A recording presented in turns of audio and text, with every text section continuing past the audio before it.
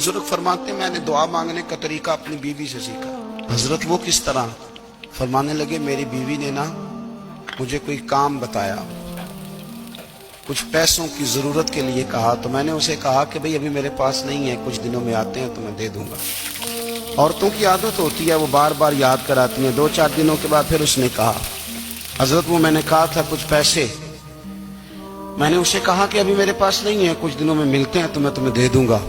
उसने कुछ दिनों के बाद फिर कहा हुजूर वो मैंने कुछ पैसे कहे थे। फरमाते मैंने डांट दिया, मैंने कहा कि क्या तू रोज मुझे शर्मिंदा करती है, कहा ना मेरे पास नहीं है, होंगे तो दे दूंगा, तू रोज याद कराती है।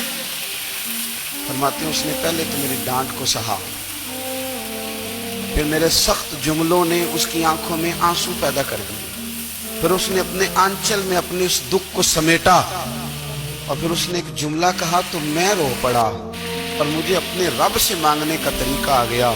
मुझे कहने लगी हजरत जी आपने डांट दिया, मैंने सह लिया, पर आप ही मेरे शौहर हैं, बताएं ना आपसे न कहूं तो मैं किस से जाके कहूं। फरमाते हैं मैं रो पड़ा और मैं खुल के रोया और मैं तड़प के रोया और फिर मेरी सिस्कियां बंद गईं। तो मुझे कहने लगी आपको क्या हुआ? मैंने कहा मुझे भी दुआ मांगनी आ गई।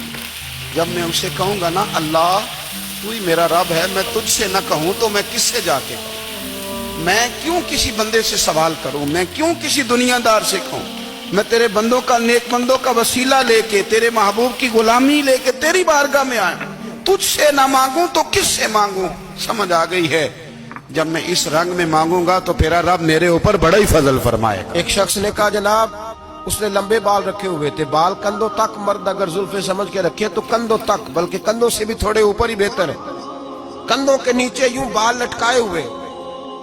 आला हजरत रहमतुल्लाह ताला अलैह की खिदमत में हाजिर हुआ तो आपने फरमाया बाल कटवाओ, कंधों तक जायज है। कहने लगा मेरे पीर ने भी रखे हुए। फाज़िल बरेलवी ने एक जुमला कहा और आज जितने ये जुमला याद रख ले और सुनाए उन लोगों को जो भांत भांत की बोलियां बोलते और हमारे खाते पढ़ते। कहा जी मेरे पीर ने भी रखे। एक जुमला आला हजरत का हजारों लेक्चरों पर भारी है।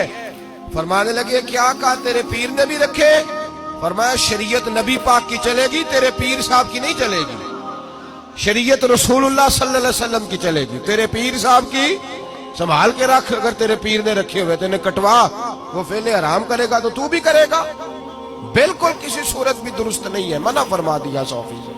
नबी पाक सल्लल्लाहु ताला अलैहि वसल्लम ने फरमाया जब इल्म उठा लिया जाएगा और जहालत की कसरत हो जाएगी, और तीसरा फरमाया जब जिनाकारी बहुत ज्यादा होने लगेगी, चौथे नंबर पे फरमाया जब शराब आम हो जाएगी, और 5वें नंबर पर फरमाया जब मर्दों की तादाद कम हो जाए और औरतों की ज्यादा हो जाए, और 6ठे नंबर पे फरमाया जब तुम देखो कि 50 औरतों की सरपरस्ती करने वाला एक मर्द है, उनकी निगहबानी करने वाला एक है, एक मर्द है 50 औरतें।